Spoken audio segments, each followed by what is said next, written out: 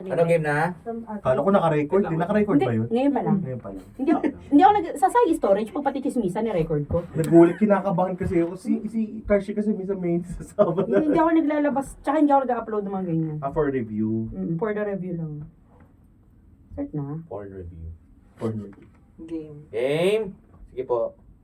Tinotoo, The Bebang Story, Scene 1. Hay naku, Domeng! Saan ka na naman ang galing? Uminom lang. Ayan ka na naman eh. Niyaya ka na naman ng mga kaibigan mo. Ay, wait lang. Niyaya ka lang. Sige, pick up lang tayo. Pick up. Niyaya ka lang ng mga kaibigan mo. Sumama ka na naman sa kanila. Anong pakialam mo? Anong pakialam ko? Domeng, asawa mo ako. Sawara. Oh, bakit? Hindi ba? Hoy, Bebang! Talagang asawa kita. Dapat, hindi mo kami iniwan dito ng anak mo sa bahay. Anong sinasabi mo? Wag akong pumunta ng Maynila. Oo! Anong gusto mo? Hindi ako magtrabaho? Paano tayo mabubuhay kung hindi ako magtatrabaho doon? Tatrabaho. Tatrabaho sinasabi mo dyan. Bakit? Talaga naman ah. Ano ba sa tingin mong ginagawa ko doon? Namamasyal? Baka naman kasi kamo, may tumatrabaho sa'yo ron. Alam mo, hindi ko na nagugustuhan yung pananalita mo sa akin ah. Malinis ka pa eh. Malandi ka lang naman dun sa Maynila. Hindi totoo yan. Dira. Bakit lagi kang pumupunta ron? Kasi nga nagtatrabaho ako doon. Magugutom tayo kung hindi ako kikilos. Samantalang ikaw dyan, napakabatugan mo. Ano sabi mo? Ha? Totoo naman yung sinasabi ko ah. Imbis na maghanap ka ng trabaho, puro barkada at alak yung inaatupag mo. Lumulusot ka lang! Alam mo, hindi mo ako maloloko eh. Kayong mga babaeng pumupunta sa Maynila, gustong gusto niyo rin yun eh. Kasi nanlalalaki kayo! Sige, paulit-ulit mong sabihin sa akin yan. Ilang beses ko nang sinasabi sa'yo na hindi ko ginagawa yung mga binibintang mo sa akin. Pero dahil ang kulit-kulit mo, hindi ko nakasalanan kung magkakatotoo man yan. Oh my God! Buyong! Oy, ano yan? Ay. Hinto, Buyong! Boyong na. Boyong! Ay, si ano? Ay, si... Buyong! Tingin mo, girl. Nani ko rin, Buyong! Buyong! Nagayasimasu! Mamaya ako dun. Kung magkailan, hindi ko na may CD. Natuwa lang ako. Sa atin lang yan. Oh, send ko na lang sa'yo. Sa kahit i-delete mo, meron naman akong kopya. Nakapag-ano na ako ng kopya marami. Ay! Kaagad. Isa sa messenger ko, isa sa... sorry. Telegram, charis. Yun oh, dumating na si Miss Beautiful oh. Ikaw talaga, Boyong. Ang aga-aga. Hinuuto mo na naman ako. Hindi kita inuuto, Beba. Maganda ka naman talaga eh. Ay, no. Ewan ko sa'yo. Ano bang bibili mo ngayon? Bigyan mo nga ako ng 1 kilong tilapia. Oo, sige na. Ikaw na yung pumili ng tilapia. Para siguradong magandang tilapia yung mapipili mo. Pwede bang ikaw na lang yung pumili para sa akin? Sigurado ka ba? Oo naman. Ikaw na lang. Baka mamaya mali pa yung mapili ko eh. Mapapagalitan ka pa ng amo mo. Ay, hindi yan. Alam kong magandang tilapia yung pipiliin mo sa akin. At hindi mo ako lolokohin. Malaki talagang tiwala mo sa akin eh. Siyempre naman. Isa pa, napakasibag mo. Kaya nga bilib na ako sa'yo eh. Ikaw naman. Yung nang... Ay, puta. Ikaw naman yun ang uutos sa akin ngayon. Sorry. Kasi nagulat ako sa space eh. Tap yung ikaw naman.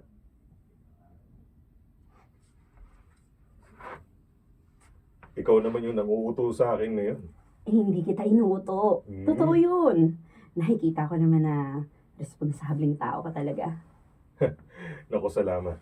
Kaya lalong gumaganda ang araw ko nang dahil sa'yo eh. Ikaw talaga.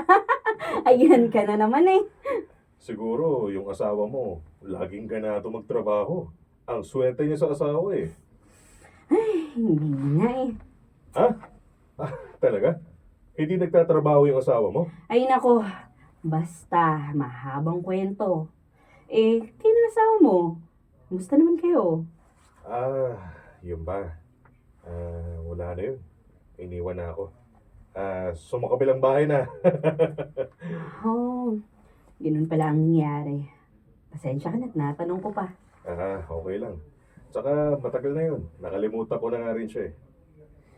Pero kung ikaw yung tatanungin ko, Boyong, Hmm. kung sakali lang naman na na mayroong babaeng darating ulit sa buhay mo, tatanggapin mo ba siya? Hmm. Handa ka bang magmahal ulit?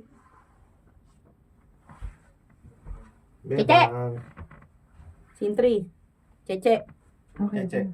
Cheche! Keke. Sino Cheche? Ako po. Ay, ikaw. Chiche! Kung di-delete may kopya ako niyan sa Messenger, SD card, tapos sinend ko pa sa... Dapat may na-ID ko na eh. Nandito po ba si Kuya Boyong? Huh? Ay, ano number na po ba? 50. Ah, okay. Sintri. 9? Sige po. Scene 3. Nay, Ano yun, Cheche? pwede ko po ba kayo makausap? Oo naman. Nandito po ba si Kuya Boyong? Wala na. Nasa palengke na. Tungkol saan ba yung pag-uusapan natin? Bilisan mo at susunod ako kay Boyong. Tutulungan ko pa siya doon. Bakit niyo po kami iniwan ni tatay? Ha? Ano ba naman yung tanong mo sa akin? Sagutin niyo na lang po yung tanong ko. Cheche, hindi kita iniwan. Si tatay lang po yung iniwan niyo. Ganun po ba yun, Nay? Oo. At kung talagang iniwan kita, bakit magkasama tayo ngayon dito sa Maynila? Ikaw talaga. Hindi ko maintindihan kung bakit nasasabi mo mga yan. Sumama kasi kayo sa ibang lalaki. Anak naman. Sana naiintindihan mo kung bakit ko nagawa yun. Umalis na lang kayo dito ni Kuya Bobong. Bobong? Boyong. Boyong yan, di ba? Kuya Bobong nandito. Boyong Boyong, di yan. ba? Kuya Boyong yan. Kuya Boyong Boyong. yan, Boyong yan. Tuloy mo lang Kasi ang ending, tunog parang ginagaslight ka. Kasi naka-up yung energy niya. Ikaw parang, diba? Hindi ganun. Okay lang, ang ganda ng tunog mo, ang ginagaslight ka. Umalis. Kung umalis na lang po kayo ni Kuya Bobong dito, bumalik na lang po kayo kay tatay. Boyong. Boyong, marahil. Boyong! Bobong. Boyong! May typo lang sa script. Si Boyong. Umalis na kayo dito ni Kuya Boyong. Bumalik na lang po kayo kay tatay. Ay nako, hindi ko magagawa yan. Talaga po bang wala nang pag-asang magkabalipak? Ulit. Puta. Last.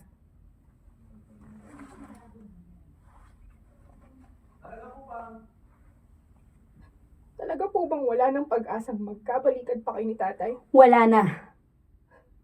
Kumbinsihin ko po kayo. Kukumbinsihin ko po siyang baguhin na niya ang ugali niya. Babalik po kayo sa kanya. Huli na para dyan, Cheche. Kung talagang magbabago yung tatay mo, kahit hindi mo siya kumbinsihin, kusa niyang gagawin yan. Wala na tayong magagawa para sa kanya. Malala na yan. Sabi niyo pa naman po sa kanya noon, hindi kayo lumalandi dito sa Maynila. Yun pala. Totoo yung sinasabi ni tatay. Bakit ka ba nakikinig sa usapan ng mga nakatan? Pwe! Wala. Nadapa lang. Tama yung tone na ginamit mo. May kabog yun. Bakit ka ba nakikinig sa usapan ng mga nakatatanda sa'yo? Nahinig ko lang po yun na natutulog ako. Ikaw talagang bata ka. Baka naman po, pwede niyo pang pag-isipan ng mabuti, Nay.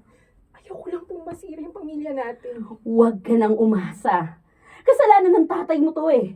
Lagi niya akong pinagbibintangan na nanlalalaki dito sa Maynila. Total, yun naman yung gusto niya mangyari. Ayan, tinutuo ko na lang.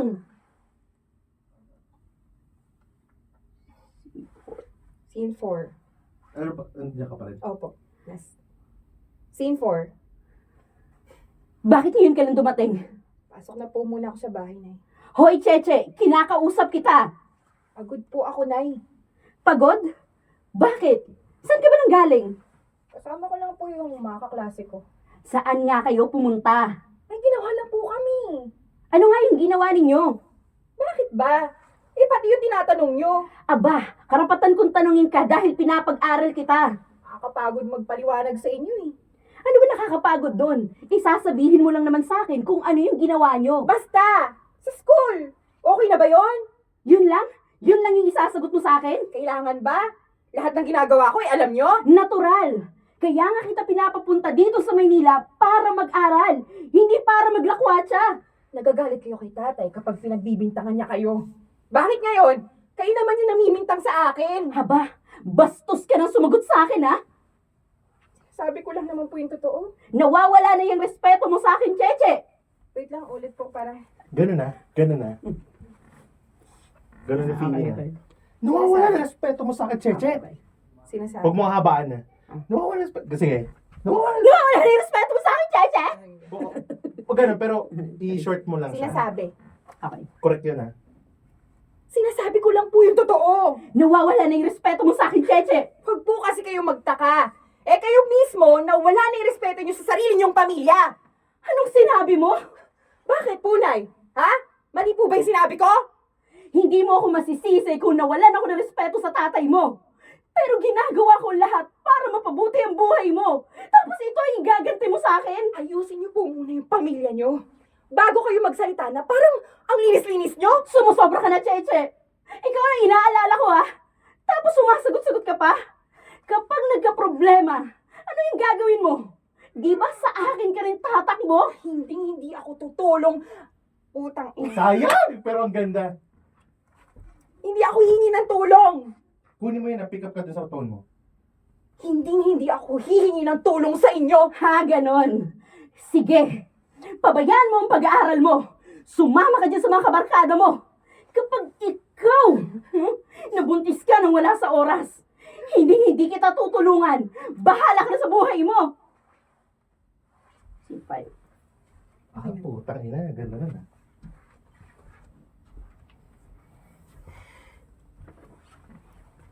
Ano, lubat ako yun. Scene 6 ako. Scene 6. Sin 5 pa lang. Ay, 5. 4 siya. Sin 5. Ano 5? Wala na masyadong bumibili ng isda. Bebang, Oo nga, Boyong. Anong oras na rin kasi? oras na para magpahinga. Tama ka dyan. Nakakapagod nga. Ang daming bumibili kanina. Iidlip lang ako ng konti. Bebang, sandali lang. Baka pwede mo na kitang kausapin bago ka umidlip. Boyong naman oh. Inaantok na ako. Alam ko. Kaya lang, tingin ko, mahalagang mapag-usapan na natin ito ngayon. Habang nagpapahinga lang tayo. Okay. Sige. Tungkol saan ba yan? Tungkol kay Cheche. Hay nako. Ayoko na muna siyang pag-usapan. Bakit naman? Anak mo yun eh. Masisira ang araw ko nang dahil lang dyan sa batang yan. Huwag kang magsasalita ng ganyan. Intindihin mo na lang yung bata. Intindihin? Eh hanggang ngayon nga hindi pa siya umuuwi. Kasi nga, nagkasagutan kayong mag-ina eh. Siyempre, masama pa yung loob nun sa'yo. Ang lakas naman ng loob niyang sumama ang loob sa akin. Eh siya na nga itong mali. Ang sabi ko nga sa'yo, intindihin mo na lang. Bata pang anak mo, Bebang. Mahirap para sa kanya na tanggapin yung sitwasyon ng pamilya mo. Ah, nawalan ako hangin. Sorry. Mahirap. Mahirap para sa kanya na tanggapin yung sitwasyon ng pamilya nyo. Hayaan mo siya. Nag-aalala ka sa kanya? Eh siya nga ayaw niya sa'yo. Naiintindihan ko siya. Kasi talaga namang hindi maayos yung pagsasama natin eh. Huwag mo ang sinasabihan. Wala akong pinagsisisihan na nagsama ulit. Wala akong pinagsisisihan. Ay, pick up. Wala akong pinagsisisihan sa pagsama ko sa'yo, Boyong. Alam ko naman yun at nagpapasalamat ako sa'yo. Pero hindi pa rin natin maitatanggi na may mga nasasaktan tayo dahil sa naging desisyon natin. Oh, eh anong gagawin ko? Susuyuin ko yung anak ko. Kung yun ang kailangan mong gawin para bumalik siya sa'yo. Mahirap kasi yung ganyang nagkakasagutan kayo. Baka mamaya lalong nagmatigas ka sa kanya. Lalo pang magkaroon ng problema.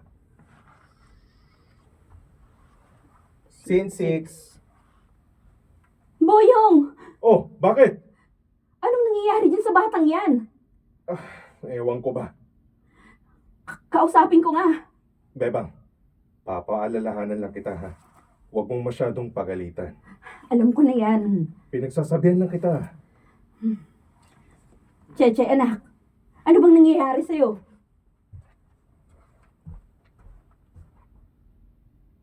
Ayos lang po ako, Nay. Maayos ba yung ganyang nagsusuka ka? Huwag kang mang-agaw ng linya. Ay! Gagubuyong pala yun. Bebang nga. Duduleng!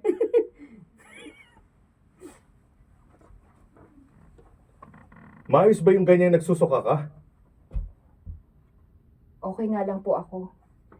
Anak, hindi ka okay. Ano bang nakain mo para magkaganyan yung sikmura mo? Wala nga po, Nay. Wala lang to. Hindi pwedeng binabaliwala yung ganyan. Gusto mo bandalhin ka na namin sa ospital? Huwag po, Nay. Sandali lang. Cheche, bakit parang takot na takot ka? Kaya ka nga namin dadalhin doon para malaman natin kung ano yung nangyayari sa'yo.